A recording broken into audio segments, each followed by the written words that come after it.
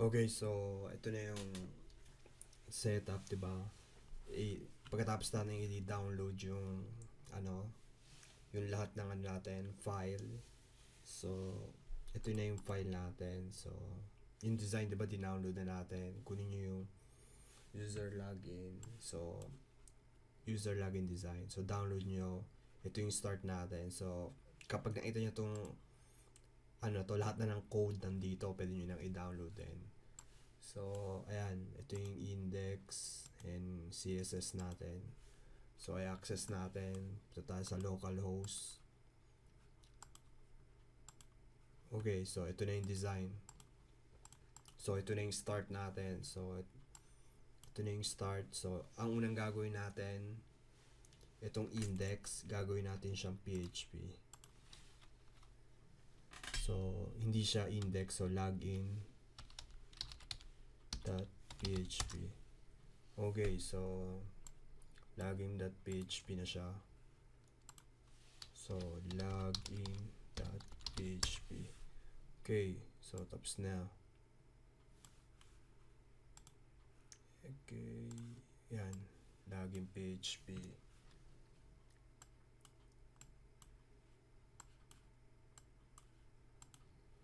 Okay, so ang next naman natin gagawin, mag-create tayo ng config file natin. config.php.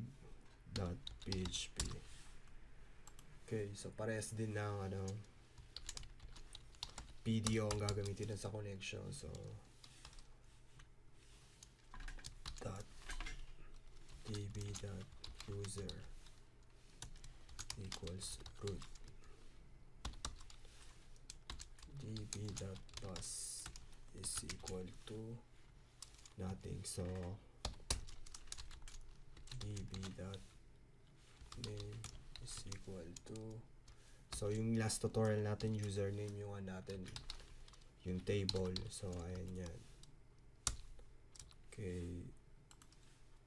And copy na lang natin. So, last, yung nakaraan. So, ganyan. Ito yung PDO na template. So,